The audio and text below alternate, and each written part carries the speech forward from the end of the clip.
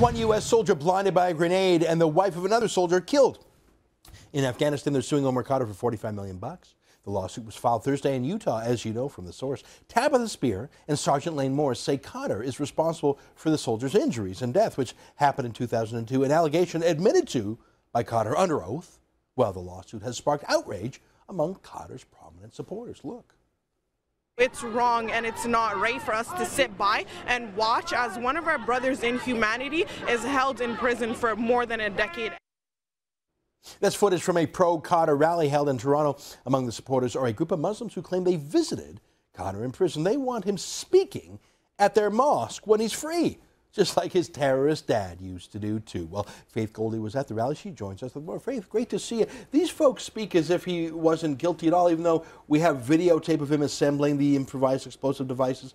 He's never denied he's a terrorist. He's never renounced terrorism.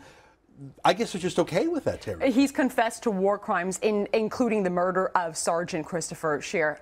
Let's be very, very clear. These people, Ezra, confirmed every single thing I have ever heard you say on air. Ezra, you've gone on time and time again and said, you know, these people will have them over at their mosque. They see them as a hero, used to recruit young Muslims. And that's what I heard time and time again. Let's be very clear. The first, 7 to 10 folks that you saw there in the orange jumpsuits, they didn't really want to talk to me. I went there with a simple question. Yeah. Do you know the name of the victim of Omar Khadr, either the man that he killed or the man that he blinded?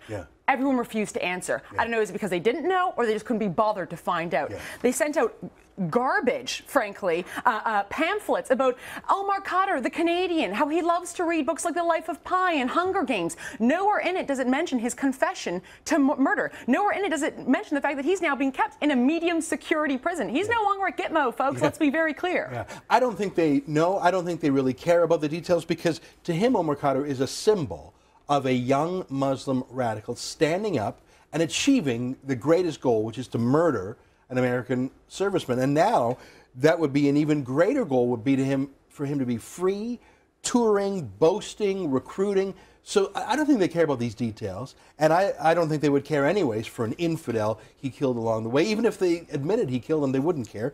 To him, he is the symbol of Al-Qaeda and radical Islam triumphing over the West, and it's coming true. Yeah, I actually asked one of the ladies whether or not she thought that Omar Khadr was a good role model for young Muslims, and she said, well, yes, through his virtue of patience alone. So, I mean, look no further. I'm not putting words into their mouth. I actually asked them as well. I'll let the lady here describe exactly what she thinks about Omar. Let's take a look.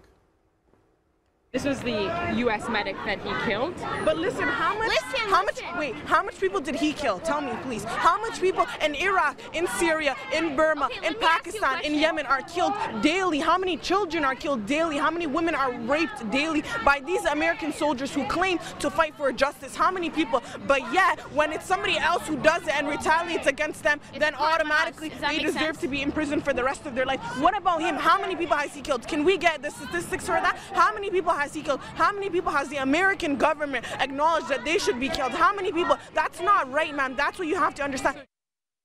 What a pleasant young woman. You know, she's doing the false moral equivalence we've seen in Craig Oliver at CTV and George Stroumboulopoulos at CBC to say, well, they both had guns.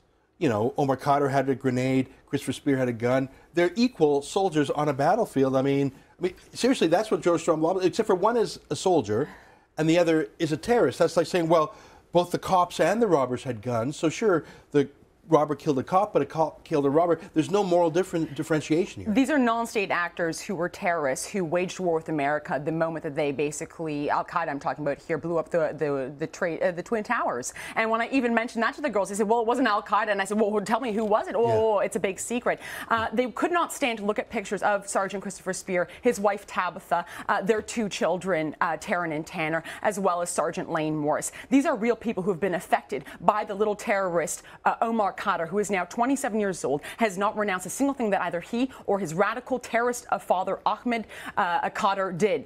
He might be more hardened than ever, and guess what? There is a ready and willing Canadian public looking to embrace him and welcome them into their mosque to say all of the hardships that he underwent under this Canadian government. And guess what? Folks like Justin Trudeau are not condemning or ruling out the idea of possibly compensating the terrorist rather than the victims here. That's why I'm impressed with this lawsuit, because I think that Omar Khadr will get paid either by some Department of Justice payout or by some left-wing court that pays them out. I want the real victims to get that money. First, I think it's a disgrace that Omar Khadr is back in Canada.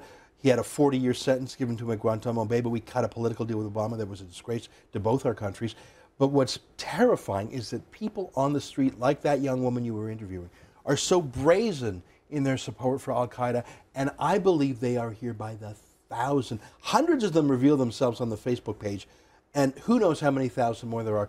Do you think that woman you spoke to, do you think that she supports al-Qaeda terror against the West? I don't know. I asked her about her comments on jihad, and did Omar Khadr just misunderstood it? She said that I misunderstood it, and then could not go on to actually tell me what I was to understand about jihad and its role within Islam, especially here in Canada. Yes. Let's be clear. This woman admitted to visiting Omar Khadr in prison. She was not part of the formal protest, Ezra. She was just a passerby who got on camera and told me what was up and what was down. That's incredible.